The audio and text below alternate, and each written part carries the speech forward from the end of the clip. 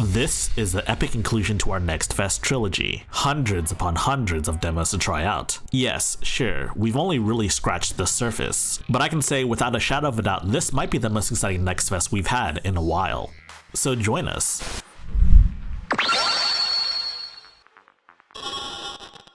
If you haven't watched my other two videos on this specific Next Fest, you should do so now. But yes, you know the drill. Every game featured in the Next Fest has a demo of some sort. Hundreds and hundreds of demos from multiple different types of games, and all sorts of developers too.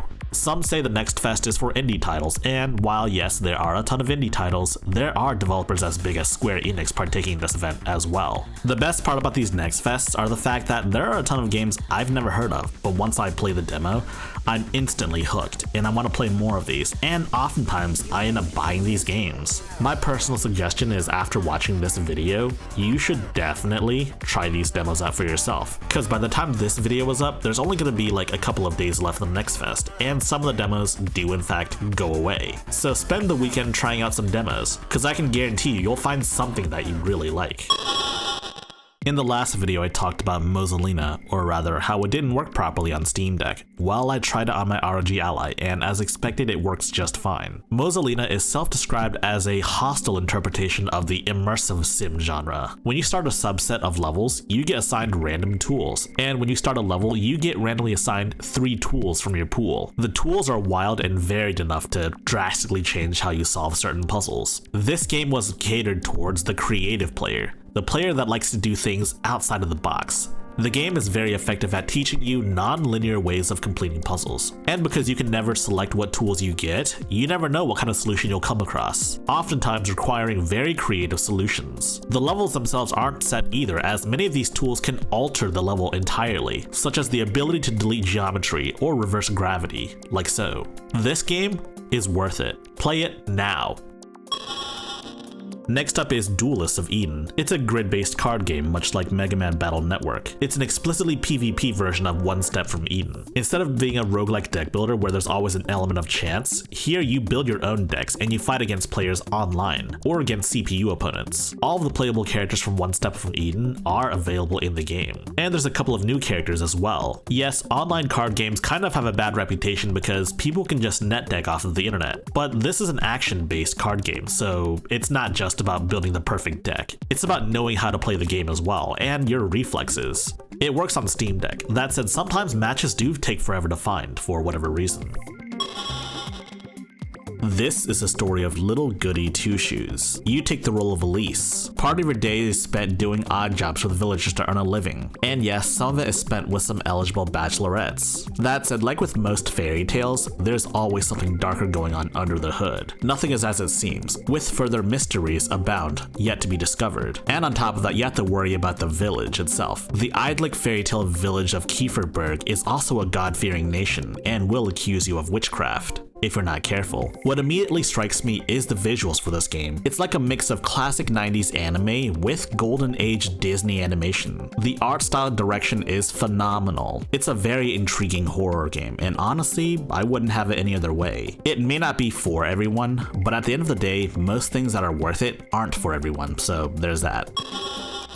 Next up is an always online game called Second Wave. It's a free-to-play third-person shooter MOBA. My first question is, if it's meant to be free-to-play, why release a demo at all? But that's besides the point though. Essentially, it's a MOBA. The game seems alright. I've only played the demo. It's pretty fun. Some people would say it's kind of like Smite, but the difference is Smite has no verticality whatsoever. The game seems to control fine. You have a basic attack, you have multiple different attacks, and honestly, I'd tell you more about the game, but I only got to play the tutorial because I searched for a round for like 30 minutes and I didn't get a match at all, so I couldn't play anything else but the tutorial. Heck, the game wouldn't even let me choose what mode to select if there was even an offline mode with bots. So ultimately, my conclusions on this game are somewhat inconclusive, but I think at the very least, when the game fully releases, you can try it out for yourself.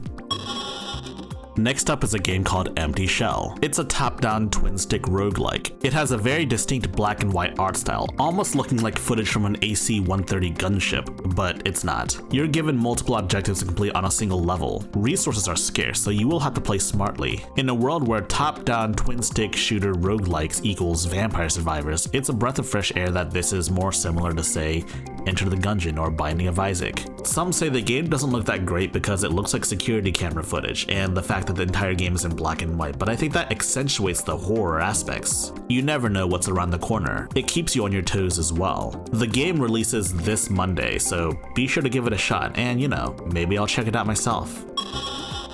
This is Doggy Don't Care, and I don't have a whole lot to say about this game because it's a very simple game in practice. You're a very bad boy, and your job is to mess up your owner's house. You have to mess up your owner's house in creative ways to get badges so that you can progress. It's kind of like a puzzle game in that regards. I don't really have a lot to say about this game other than the fact that it's super satisfying messing up the house. For those not in the know, Fancy Pants Adventures used to be a series of Flash games that you could play in your web browser, and now they've remastered the original Fancy Pants games. Fancy Pants 1 through 3. You'd be surprised how well a good Flash game can hold up. I mean, this one in particular holds up really well. To be honest, a lot of Flash games were fun, but they also kind of weren't that great as actual games. But the Fancy Pants games always defied what was expected of a Flash game. Also included in this collection are some brand new back pages levels. Honestly, it's kind of refreshing seeing the resurgence of classic Flash games be reimagined as newer indie titles. And honestly, it's been so long since I've played a Flash game, I can't even remember what was available, but I'd love to see some of those older developers take a crack at turning their old Flash titles into actual commercial titles. Multi-Turret Academy is a tank-based roguelike. You have a selection of allied and Axis tanks to select, and your objectives are fairly simple depending on what path you take. As it stands, the demo doesn't have official controller support, and I don't know if the game will as well. But I mean, other than that though, the game runs fine on Steam Deck. The game is fun. It's kind of rough around the edges in my opinion, but it's an interesting concept, and I think they should develop it further. And yes, I think it's mostly because the UI is kind of bland in my opinion, but I mean, it's a UI. As long as it's functional, it doesn't really matter that much what it looks like. So yeah, it is a bit rough around the edges, but there is some promise, so definitely give the game a shot. And also, developers, I don't know if you're watching this, but I mean, yeah, and please add controller support, developers, if you're watching this. I would really appreciate it. Next up is Battlecore Robots. You know what this kind of reminds me of? It definitely reminds me of Custom Robo, and man, that was a good game.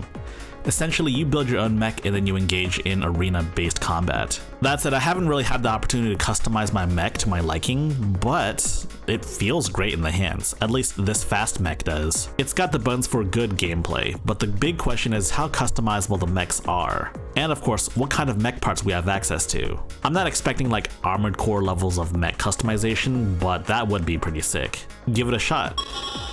Oh yeah, there's also 2 demos that I want to talk about that aren't technically part of the Next Fest, but honestly, I'm never gonna get a chance to talk about them otherwise. The first of which is Agent 64, Spies Never Die. It's a throwback to 2 classic N64 shooters, GoldenEye and Perfect Dark. It controls very similarly to those games, even down to the slight auto-aim when you're faced with an opponent. It's a neat little throwback. I will say, part of me wishes this game had an option for a more modern control scheme, like no N64 style auto-aim or N64 style aiming your reticle, but it is the developers' games and I respect their choice, and honestly, it's not a huge detriment or anything. The next demo I want to talk about is a game called Death of a Wish. It's a top-down hack and slash, kind of like Hyper Light Drifter. The demo isn't actually currently available. The demo is not part of the Next Fest and it'll be released at a later date. Immediately you'll see the game is visually striking, greatly resembling sketch line art, which definitely helps the game stand out, but it may not be everyone's cup of tea, and it also may affect some people's ability to play the game, given that readability is of course more difficult.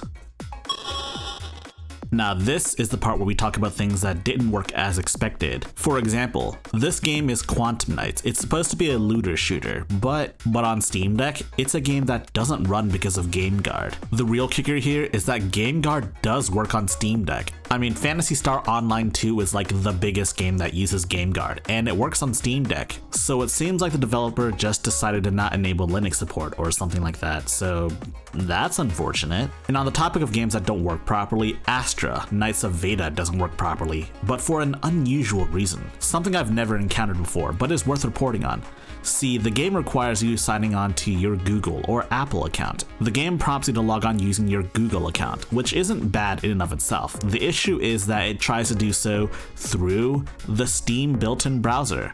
which is separate from Google Chrome or any other browser you'd get. But as you can see here, Google says this browser or app may not be secure. And that's not referring to the game, it's referring to the Steam browser itself. Yeah, I'm sure the game could get around this, but I think Valve should also work with Google to get this resolved, because this is weird. I've never seen this happen before. Yes, this could work on desktop mode on your Steam Deck, but it's kind of a hassle playing games in desktop mode on the Steam Deck, to be honest. Which is unfortunate too, because the game is actually a lot of fun. It's basically like a 2D beat 'em up. And I swear, I come across every other game that looks like a Vanillaware game and I want to play it because it looks amazing. My hope is that the developers or Valve will see this video and then they, fix the issue. All the gameplay recorded was on my desktop, that's why it's an ultra wide. Which, yeah, by the way, that is pretty cool. The game supports ultra wide resolutions. Yeah, it's going to be a free to play game and it's gonna have gacha elements. As for how egregious the monetization will be, I couldn't tell you. Let's just hope it's free to play friendly. And Scarlet Record doesn't work on Steam Deck. I've tried it with Proton Experimental and Proton GE and it doesn't work. It doesn't launch. I don't know why. I wish I could tell you why, but it just doesn't. I'll have to try out the demo on my own time. As I've stated in the past, this Next Fest is probably the most exciting Next Fest I've had in quite some time. This time around, I've showcased and tested out far more demos than I have in the past. And I found a lot of great games that I really want to get when they come out. But also I've come across a couple of games that I'm just kind of iffy on. But here's some sage wisdom from the gospel of high-tech lowlife. Just pick a demo and try it out. There's no commitment for you to even finish the demo if you don't like it. Just uninstall the demo and try a different one. That's what I did. Sometimes there are demos that I miss because I overlook them, despite the fact that I've played a ton of demos already. So go ahead and comment your favorite demo down below, and if I've already played it, then whatever. But if I haven't played it, then I'll look into it and maybe play it. But this is the last video I'm making on this Next Fest. If you like this video, be sure to press the thumbs up button and spread the good gospel of high-tech lowlife. And if you want to see more high-tech lowlife, be sure to subscribe and press the bell icon for notifications. And for you enlightened individuals, be sure to join my Discord server. And if you wish to support high-tech lowlife, be sure to check out our Patreon page. Links in the description down below.